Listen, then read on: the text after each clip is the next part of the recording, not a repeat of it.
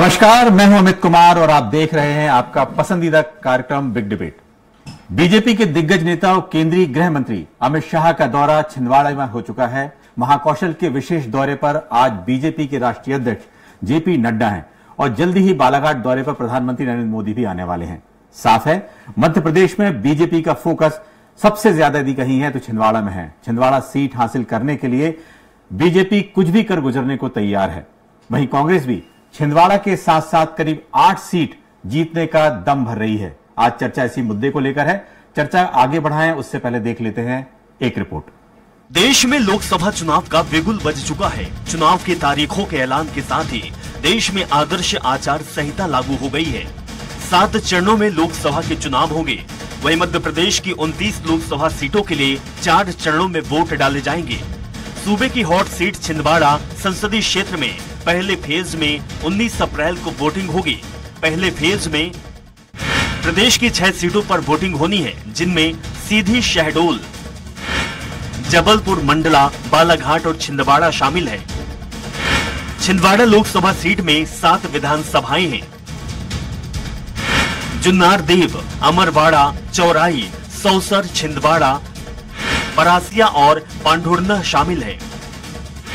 ये सभी विधानसभाएं फिलहाल कांग्रेस के पास हैं। मध्य प्रदेश की सियासत में छिंदवाड़ा सीट हॉट सीट बनी हुई है।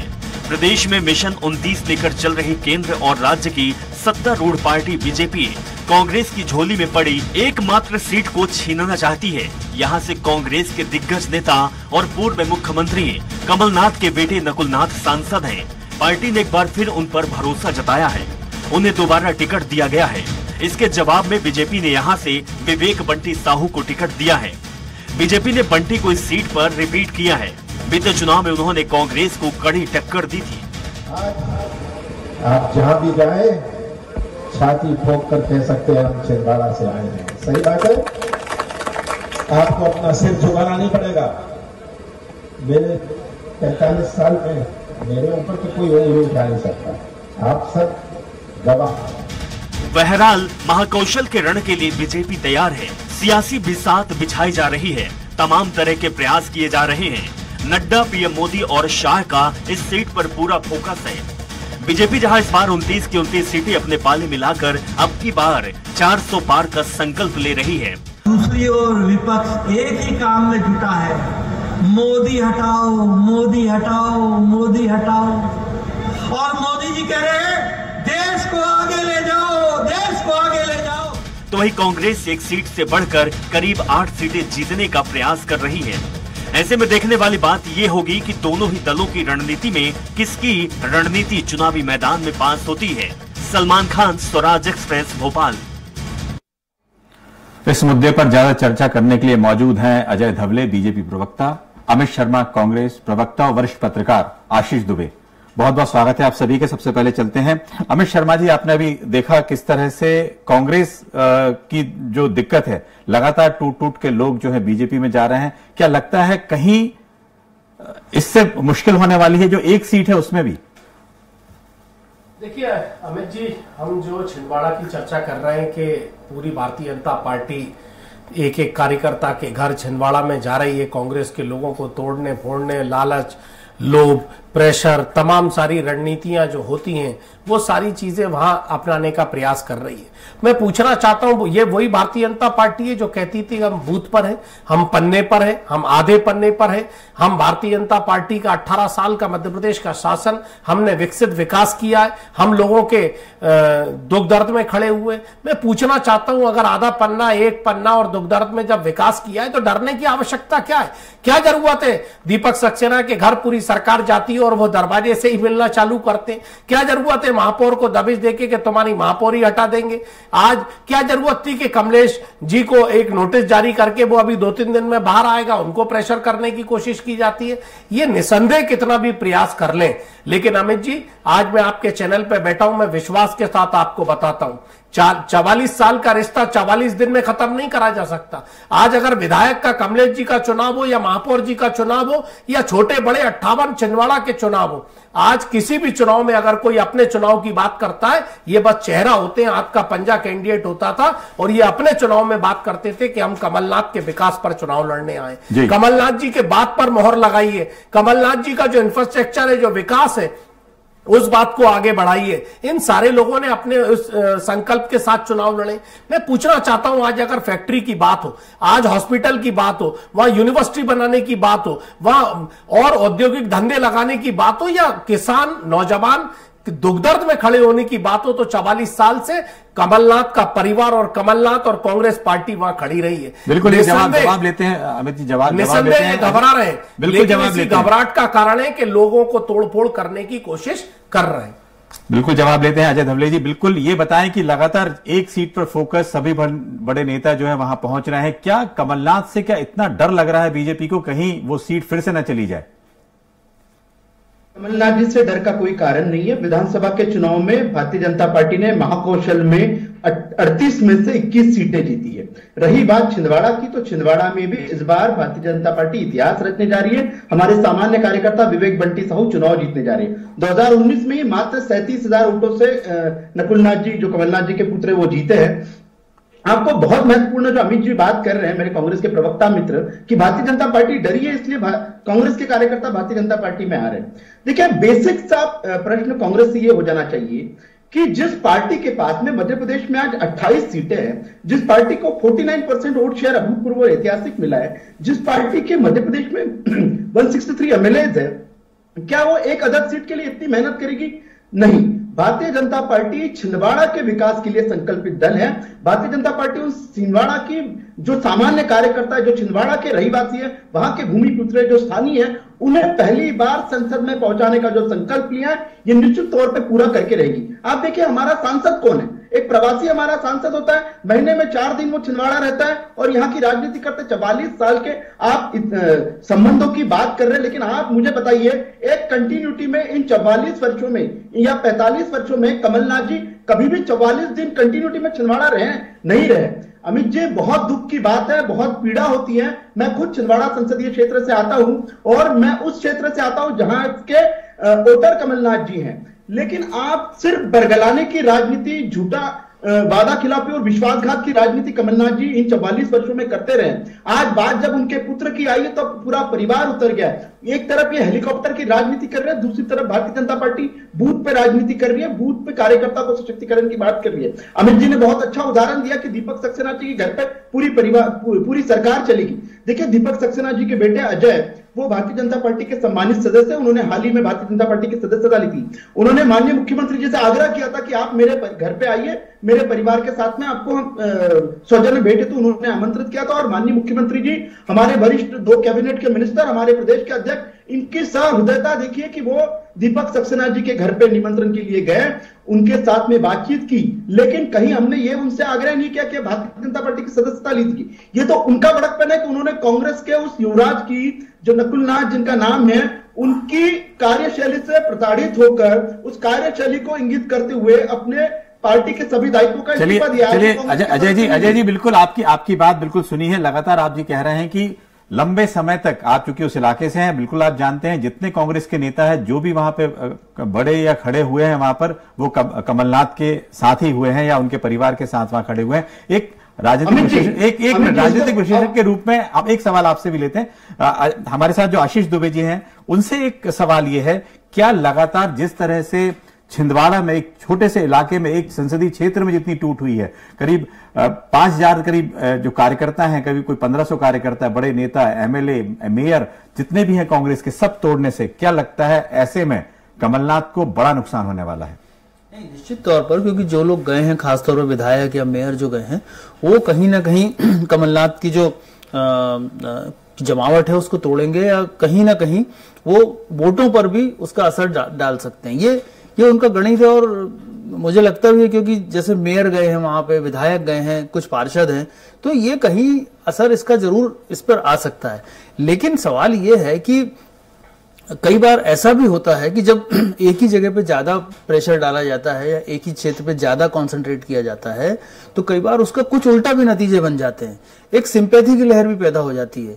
ये हमने कई चुनाव क्षेत्रों में और कई जगह देखा है। तो अति प्रयोग भी कई बार जो है कई बार स्थितियों को बदलता है। लेकिन भाजपा चूंकि छिंदवाड़ा पे लंबे समय से काम कर रही है, तकरीबन 1.5-2 साल से छिंदवाड़ा पर उनका फोकस है, उन्होंने उस तरह से उस चीजों को जमावट की है और भाजपा के पास एक बड़ी चुनाव की मशीनरी है तो हो सकता है उन्होंने इस फैक्टर को भी पहले से आंक लिया होगा। लेकिन इन सब के बावजूद भी ये जो पूरा छिंदवाड़ा सेंट्रिक जो चुनाव नजर आता है पूरा लोकसभा में, मध्य प्रदेश की 29 सीटों के को छोड़कर एक सीट पर जो पूरा फोकस है, उससे ये लगता है कि भाजपा हर हाल में छिंदवाड़ा जीतना चाहती है। ये बात तो ठीक है, लेकिन इसमें कहीं जो बाकी की 28 सीटें हैं उस पर कितना भाजपा काम करती है, क्या करती है, निश्चित तौर पे कर रही होगी, लेकिन वो चीज दिखाई नहीं देती। वो चीज तो एक छिंदवाड़ा जीतने का जो मिशन भाजपा पर इतना हावी लगता है, तो उससे कई बार ऐसा लगता है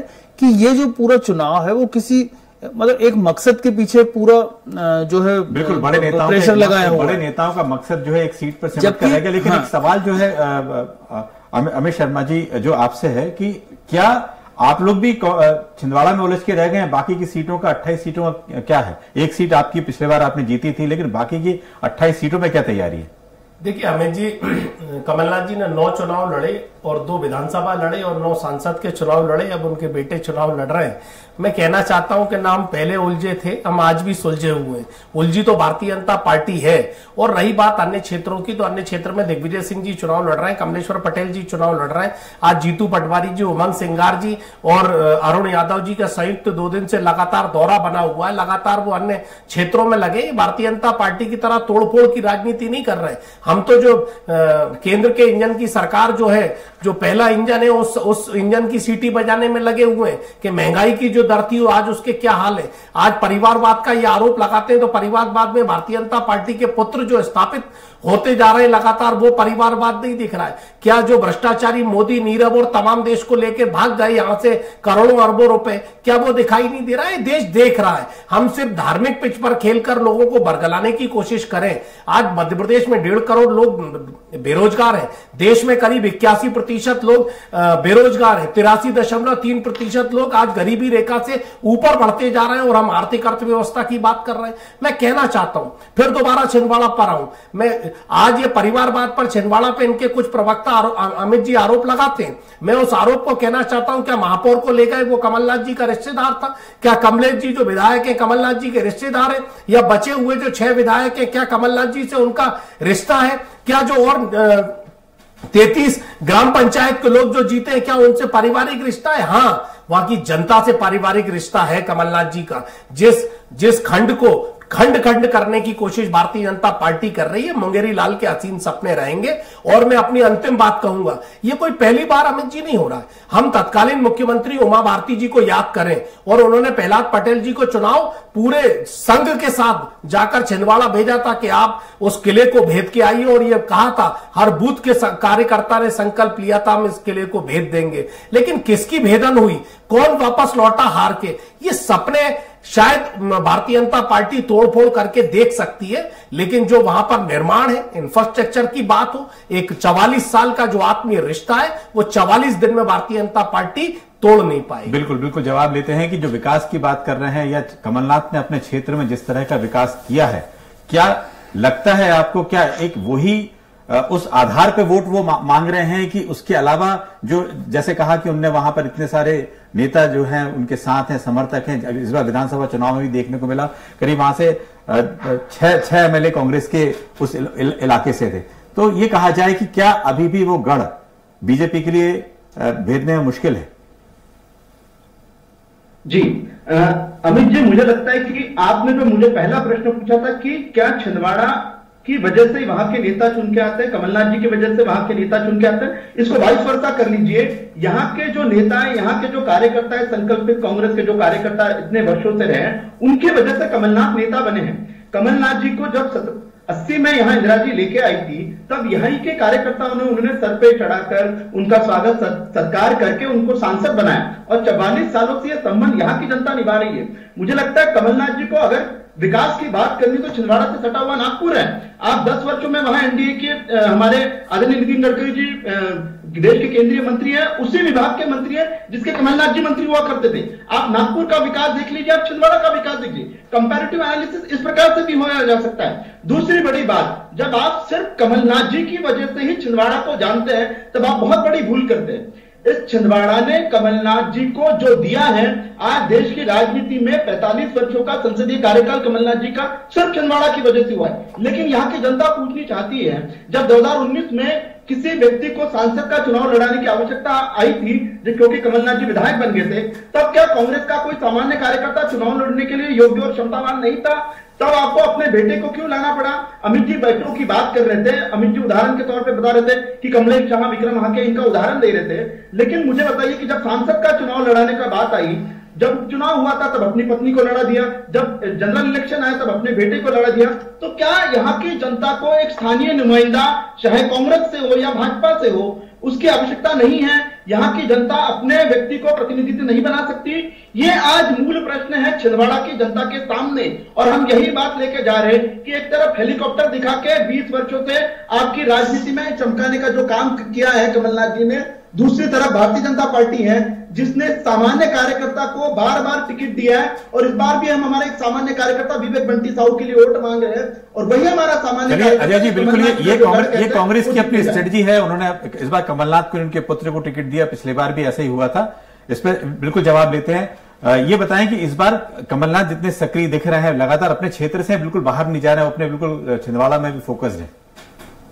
अमित शर्मा जी, देखिए, कमलनाथ जी का पहले चरण का चुनाव है। निश्चित तौर पे पहले भी वो बाहर गए थे पूरे मध्य प्रदेश में, जब वो पूर्व मुख्यमंत्री या मुख्यमंत्री के तौर पर चुनाव जब मध्य प्रदेश में लड़ा रहे थे तो यही हेलीकॉप्टर पूरे में घूमा था और एक एक विधानसभा गए थे जब भी भारतीय जनता पार्टी ने कहा था। और अभी मेरे मित्र ने कुछ हेलीकॉप्टर की बात करी, ये कमलनाथ जी हैं जो शासन के हेलीकॉप्टर पर नहीं उड़ रहे, वो स्वयं के अपने पैसे की, अपनी ईमानदारी की कमाई पर उड़ रहे थे। ये 18 साल जो शिवराज सिंह चौहान जी उठल खटोले पर जो उड़ते रहे, उनकी बराबरी न शिवराज सिंह चौहान जी ने करने की कोशिश करी, ना वो विकास में कर पाए और ना वो चरित्र में चेहरे पर कर पाए। इसलिए मैं पूछना चाहता हूं, 2 मॉडल थे, अभी भी 2 मॉडल हैं। एक तरफ वो व्यक्ति जो छिंदवाड़ा के विकास की बात करता है और एक तरफ वो व्यक्ति जो घोषणावीर होता है जिसका विदिशा आज भी खड्डे ज्यादा और सड़क कम है। इसीलिए कांग्रेस को सीख देने की आवश्यकता नहीं है। और मैं एक बात और आपको विनम्रता पूर्वक बताना चाहता हूं,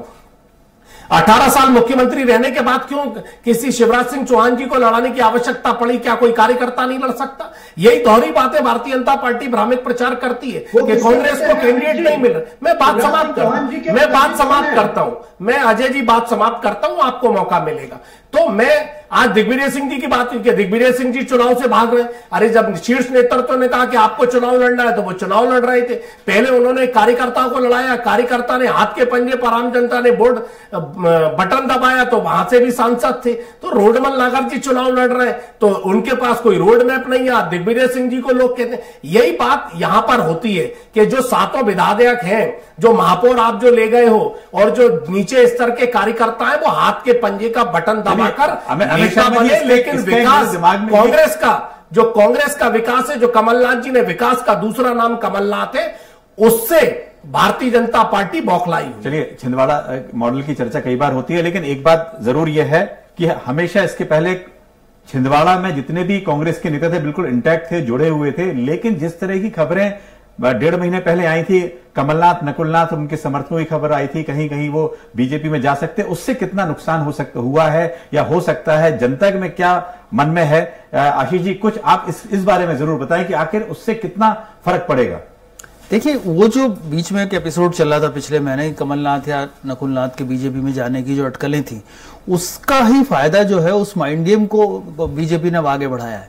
तो बीजेपी निश्चित तौर पर इन सारी चीजों का फायदा उठाने की कोशिश कर रही है। दूसरी बात यह है कि जनता के मन में क्या है, ये बहुत एक बड़ा गूढ़ सवाल सा होता है कि ये जनता उसके बारे में क्या सोचती है। आमतौर पर जिस तरह की हवा चली थी, जिस तरह की बातें हुई थी, लेकिन उसके बाद जब वो लोग वापस आए और कांग्रेस की टिकट टिकट पर अब चुनाव लड़ रहे हैं। तो मुझे लगता है कमलनाथ ने बहुत सारी उन चीजों को पे पर्दा डालने की या उन चीजों को पीछे छोड़ने की कोशिश तो की है, लेकिन जो एक बात आती है बार बार कि ये जो स्थानीय प्रत्याशी और कमलनाथ बाहरी प्रत्याशी वाला मामला है, उसमें यह है कि देखिए बीजेपी उस पर चुनाव में पहले भी कई बार इस तरह चुनाव लड़ चुकी है कि कमलनाथ बाहरी प्रत्याशी। बीजेपी की सही जो रणनीति इस चुनाव लड़ने की है वो इस बार किस तरह से सामने आएगी ये धीरे धीरे अभी खुल रहा है। लेकिन देखिए जो कमलनाथ का अगर ये स्थानीय प्रत्याशी वाला जो अगर मुद्दा चलाया जाएगा तो इस पर तो जनता ऑलरेडी फैसला देती आ रही है ना बार बार कमलनाथ के लिए। आपने ठीक कहा, तो बार बार फैसला दे रही है,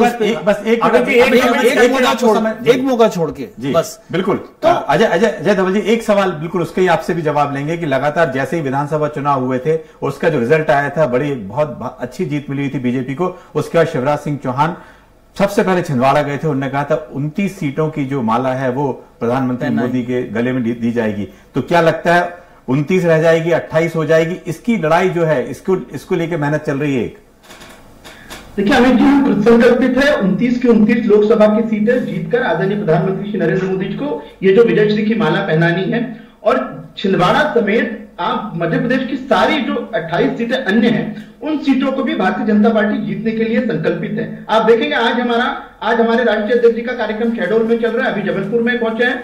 तो भारतीय जनता पार्टी का एक विस्तृत कार्यक्रम इस संभाग में जो पहले फेज का जो इलेक्शन है वहां पे चल रहा है। हम हमारे कार्यकर्ताओं के बल पे, बूथ के हमारे मैनेजमेंट के बल पे और हमारे नेतृत्व के बल पे भारतीय जनता पार्टी इन चुनावों को सीरियसली ले रही है। दूसरी तरफ आप कांग्रेस देखिए, कांग्रेस का नेतृत्व देखिए। दिग्विजय सिंह जी बड़े नेता है, राजगढ़ में उलझ के रह गए। इनके कमलनाथ जी बड़े नेता है, छिंदवाड़ा में सीमित रह गए। क्योंकि जब आपकी सोच अपने कुनबे को, अपने घर को बचाने की होती है तब आपने अपनी पार्टी के लिए, आपके दल के लिए बहुत अधिक नहीं कर पाते। दूसरी तरफ हमारे प्रदेश अध्यक्ष जी देखिए, खजुराहो से खुद का चुनाव लड़ रहे हैं लेकिन अन्य लोकसभा क्षेत्रों में जाके संगठन के लिए वोट मांग रहे हैं। तो यह किसी पार्टी की या संकल्पित कार्यकर्ता की निशानी होती है कि वो खुद का चुनाव भी बाजू रखकर संगठन के जो आदेश है, संगठन के जो निर्देश है उनका पालन करते हुए अन्य सीटों पर प्रचार प्रसार कर रहे हैं। बिल्कुल ठीक है, आपने सही कहा। आपके बड़े नेता जो हैं सभी जगह घूम रहे हैं। अमित शर्मा जी, क्या आपको लगता है कि प्रदेश में छिंदवाड़ा के अलावा भी कहीं की चर्चा होनी चाहिए? ऐसी कोई सीट है जहां पर जिन सीटों पे आपको लग रहा है कि बिल्कुल कांटे का मुकाबला है और बिल्कुल आपकी कोई स्ट्रेटजी है? क्योंकि अजय धवले जी ने कहा है कि कहीं आपके नेता अपने क्षेत्र में उलझ के रह गए हैं सबके सब। देखिए अमित जी, मैं ये छिंदवाड़ा से बात करूं कि जिस तरीके से आप छिंदवाड़ा की बात कर रहे हैं ये वही भारतीय जनता पार्टी है। अजय जी सुन रहे होंगे, सारे प्रवक्ता चीख के कहते थे कि पूरा पैसा अगर कोई कहीं ले जा रहा है तो छिंदवाड़ा में कमलनाथ जी ले जा रहे हैं। तो वही जो विकास को आपको जो पैसा दिखाई दे रहा था उसी विकास का नाता और रिश्ता वहां की जनता से कमलनाथ जी का है, जो आप आरोप लगाते थे। रही बात के दिग्विजय सिंह जी स्वयं चुनाव लड़ रहे हैं, कमलेश्वर पटेल जी स्वयं चुनाव लड़ रहे हैं, कमलनाथ जी स्वयं चुनाव लड़ रहे हैं। तो अभी बहुत जल्दी नहीं है, प्रथम चरण का चुनाव है, सब चुनाव लड़ रहे हैं। पूरे नेतृत्व, जो केंद्रीय नेतृत्व भी आपको मध्य प्रदेश में दिखाई देगा। और रही बात, आप मुरैना देखिएगा, चुनाव के उपरांत अमित जी हम बात करेंगे, मुरैना देखिएगा, मंडला देखिएगा, आप डिंडोरी देखिएगा, आप जबलपुर का परिणाम देखिएगा, आप छिंदवाड़ा का परिणाम देखिएगा। ये सब सारी अमित शर्मा जी, एक छोटा सवाल आशीष दुबे से एक छोटा सा सवाल ले लें। क्या छिंदवाड़ा की सीट बिल्कुल फोकस और ऐसी रहेगी, बिल्कुल उसकी चर्चा बनी रहेगी? क्योंकि उसमें सभी लोगों का दाव लगा हुआ है, क्योंकि वो सीट ऐसी है लंबे समय से कांग्रेस के पास है और कहीं से जो कांग्रेस को कुछ डैमेज करना चाहते हैं वो सीट ऐसी है जहां पे यदि कुछ जीत जाते हैं तो एक बड़ा बीजेपी को जीत मिलेगी वहां से। आशीष जी, लगता है आपको ऐसा? निश्चित तौर पर बीजेपी यदि वो सीट जीतती है तो बीजेपी के लिए बहुत बड़ी उपलब्धि होगी, खासतौर पर मध्य प्रदेश के लिए, क्योंकि उसने इसको प्रतिष्ठा की लड़ाई बना रखा है।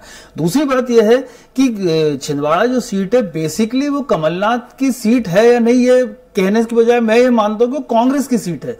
वो कांग्रेस की जो कुछ सीटें हैं देश में उस तरह की सीट है कि वो वहां का जो मतदाता है वो चूंकि कमलनाथ से कनेक्ट है इसलिए लगता है। लेकिन तीसरी बात यह है कि जो बीजेपी ने जो जिस तरह से अपनी चुनावी जो बिसात बिछाई है उसमें एक बात जरूर आती है कि छिंदवाड़ा का जो रिजल्ट होगा वो कमलनाथ के बजाय नकुलनाथ की स्वीकार्यता का रिजल्ट है। वो इस तरह से चुनाव टर्न हो रहा है। अगर कमलनाथ होते बात दूसरी होती है। और नकुलनाथ की कितनी स्वीकार्यता होती है, बिल्कुल आपने बहुत कहा। अब वक्त जो है ब्रेक का है और आप सभी मेहमानों का बहुत बहुत शुक्रिया चर्चा में जुड़ने के लिए। बिग डिबेट में फिलहाल इतना ही, दीजिए इजाजत।